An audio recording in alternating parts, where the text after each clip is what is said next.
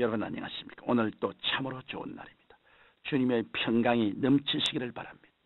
저는 오늘 약할 때 강해짐이란 제목으로 여러분과 함께 은혜를 나누고자 합니다. 본문 말씀은 신약성경 고린도후서 12장 7절로 10절입니다. 내게 이르기를 내 은혜가 내게 초과로다. 이는 내 능력이 약한 데서 온전하여 짐이라 하신지라. 이러므로 도리어 크게 기뻐함으로 나의 여러 약한 것들에 대하여 자랑하리니 이는 그리스도의 능력으로 내게 머물게 하려 함이라.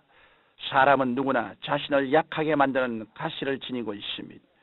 우리가 잘 아는 초대교회의 위대한 복음 전도자요, 사도 중에 사도요, 교사요, 신학자이기도 한 사도 바울에게도 가시가 있었습니다. 사도 바울은 본문 7절에서 여러 계시를 받은 것이 지극히 크므로 너무 자고하지 않게 하시려고 내 육체에 가시 곧 사탄의 사자를 주셨으니라고 했습니다.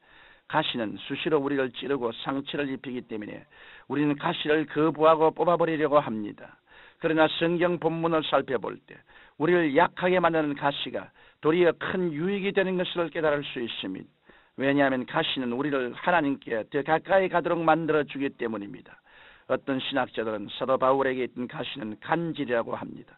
또는 남달리 키가 작고 왜소한 체격에 등이 굽은 외모로 인해서 심한 열등감을 지니고 있었다고 주장하는 학자도 있습니다.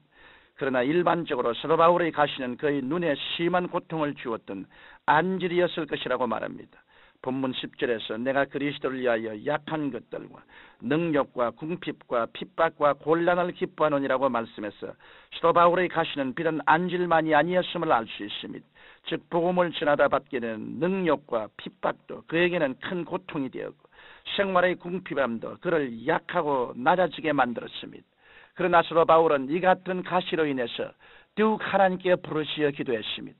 그가 복음을 전하면서 극한 환난을 만났을 때 위로의 하나님, 소망의 하나님, 안위의 하나님을 바라보고 위로를 받았습니다. 성경 고린도후서 1장 4절에 우리의 모든 환난 중에서 우리를 위로하사 우리로 하여금 하나님께 받는 위로로서 모든 환난 중에 있는 자들을 능히 위로하게 하시는 이시로다라고 말씀하고 있습니다.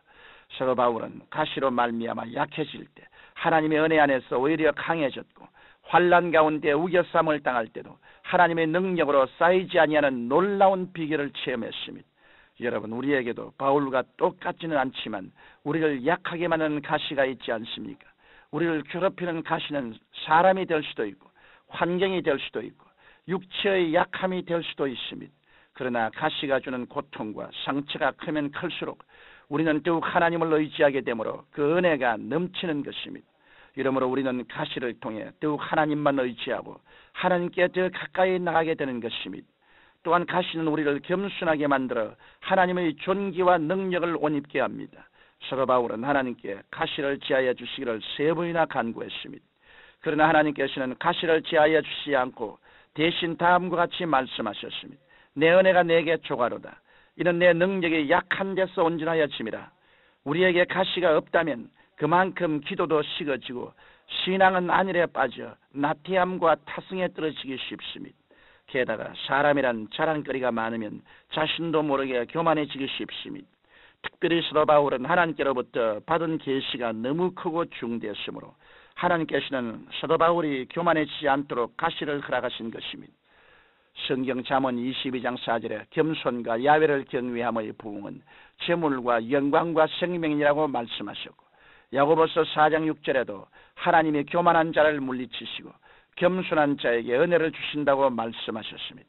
이러므로 하나님께서는 우리에게 하나님의 능력과 존귀로 옷 입혀 주시기 위하여 가시를 통하여 우리를 낮추시고 겸손하게 만드시는 것입니다. 저 역시 살아온 길을 뒤돌아보면 말할 수 없이 고통스러운 가시들이 많았습니다. 저는 어려서부터 성인이 되기까지 뼈저린 가난 속에서 자랐습니다. 국민학교 5학년 때는 홍역을 심하게 앓다가 죽을 뻔한 적이 있었고 17살 때는 폐병에 걸려 죽음의 절망과 처절하게 싸워야 했습니다. 예수 그리스도를 영접한 이후에도 저는 건강이 안 좋아 늘 기도하지 않고는 하루도 견딜 수 없었습니다. 신학교를 졸업하고 교회를 개척했을 때는 심장병이 저를 괴롭혔고 교회를 수레문으로 옮겼을 때는 신경쇠약 증세로 쓰러지기도 했습니다. 또 여의도로 나와서 교회를 지을 때는 그야말로 생명과 맞바꾼 고통의 시련이 있었습니다. 그러나 지금 생각하면 이 모든 시련은 저를 깨뜨리신 하나님의 훈련이었습니다. 저로 하여금 온 천하 만민에게 나가서 강하고 담대하게 복음을 전할 수 있는 믿음의 종으로 만들기 위한 연단의 가시였던 것입니다. 사도 바울의 고백처럼 저의 약한 것들이 도리어 저를 강하게 만들었고 제게 다가온 환난이 도리어 목회 생활에 큰 유익이 되었기 때문입니다. 그러므로 우리는 약한 것들을 자랑하고 가시가 있음을 도리어 기뻐하고 감사할 수 있는 것입니다. 가시를 통한 하나님의 뜻을 깊이 깨달은 사도 바울은 본문 5절에서 나를 위하여는 약한 것들 외에 자랑치 아니하리라고 고백했습니다.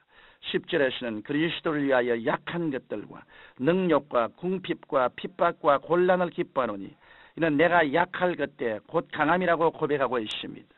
우리는 내가 강할 때 하나님의 능력이 임하는 줄로 생각합니다만 그렇지 않습니다. 오히려 하나님의 능력은 아주 약하고 보잘것없는 데서 온전해지는 것입니다. 그 때문에 성경은 우리의 보배 되신 그리스도를 질그릇 속에 두었다고 말씀한 것입니다. 질그릇이란 아주 약하고 깨어지기 쉬운 인간의 상태를 의미하는 것입니다. 우리가 가시로 말미암아 인간의 약함을 뼈저리게 느낄 때 전적으로 그리스도를 의지하게 되고 하나님의 은혜로 강해지는 일체의 비결을 배우게 되는 것입니다. 이러므로 여러분이 아무리 기도해도 가시가 없어지지 않으면 그것을 통해 하나님의 온전하신 뜻이 있는 것을 믿고 감사하시기 바랍니다. 우리를 괴롭히는 사람을 통해서 또는 환경의 어려움이나 육체의 약함을 통해서 가시가 다가올 때 성령 안에서 기뻐하고 또 기뻐하시기 바랍니다. 이러한 가시를 통해 깨어지고 낮아져서 하나님만 의지하는 믿음을 가질 때 주님의 위대한 능력을 체험하게 되는 것입니다. 사랑하는 청취자 여러분, 우리는 세상에서 약한 자 같으나 하나님 안에서 강한 자들입니다. 우리가 죄와 세상에 대하여 죽어질 때 예수 그리스도로 말미암아 사는 것입니다. 이러므로 우리는 세상 자랑, 세상 교만을 버리고 하나님의 전능하신 손 아래서 겸손해야 합니다. 하나님께서 여러분에게 슬픔 대신 기쁨을 주시고 고통과 실패 대신 그리스도의 위대한 승리와 영광을 안겨주실 것입니다. 거룩하시고 영광스러우신 아버지, 우리는 죄가 많고 이기주의적이며 고집이 많고 교만합니다.